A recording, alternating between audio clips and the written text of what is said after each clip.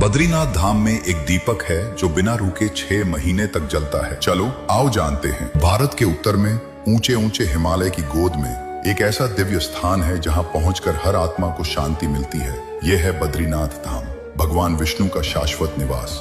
यहाँ की हवा में ही आध्यात्मिकता घुल चुकी है, पर इस धाम में कुछ ऐसे रहस्य भी हैं जिन्हें देखकर विज्ञान भी सिर खुजाता रह जाता है। क्या आप जानते हैं, ये मंदिर 6 महीने के लिए बंद रहता है, पर इसके भीतर एक दीपक जलता रहता है। पहला और सबसे बड़ा रहस्य, हर साल भीषण ठंड और बर्फबारी के कारण बद्रीनाथ धाम के कपाट लगभग 6 महीने अक्टूबर, नवंबर से अप्रैल, मई के लिए बंद कर दिए जाते हैं। इन 6 महीनों में मंदिर पूरी तरह बर्फ से ढक जाता है और वहां कोई मानव उपस्थिति नहीं होती।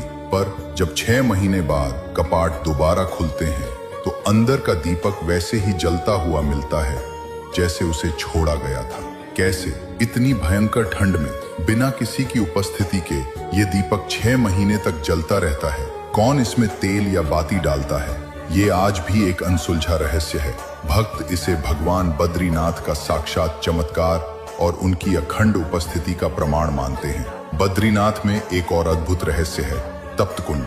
ये एक ऐसा प्राकृतिक गर्म पानी का झरना है जो बर्फीली अलकनंदा नदी के ठीक बगल में स्थित है। जहां अलकनंदा का पानी हड्डियों को जमा देने वाला ठंडा होता है, वहीं इस कुंड का पानी हमेशा गर्म रहता है। इस प्राकृतिक विरोधाभास का कोई स्पष्ट वैज्ञानिक कारण नहीं मिल पाया है। ये कुंड भक्तों के लिए एक वरदान है, जहां वे ठंड में भी पवित्र स्नान कर पाते हैं।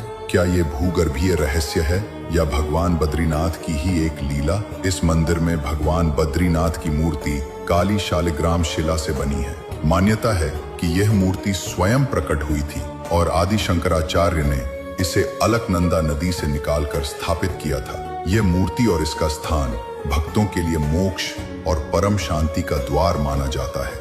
बद्रीनाथ धाम के ये रहस्य हमें सिखाते हैं कि प्रकृति और आध्यात्मिकता एक दूसरे से कैसे जुड़े हुए हैं। ये हमें विश्वास दिलाते हैं कि कुछ चीजें मानव बुद्धि से परे हैं और उन्हें समझने के लिए हमें आस्था और समर्पण की दृष्टि से देखना पड़ता है।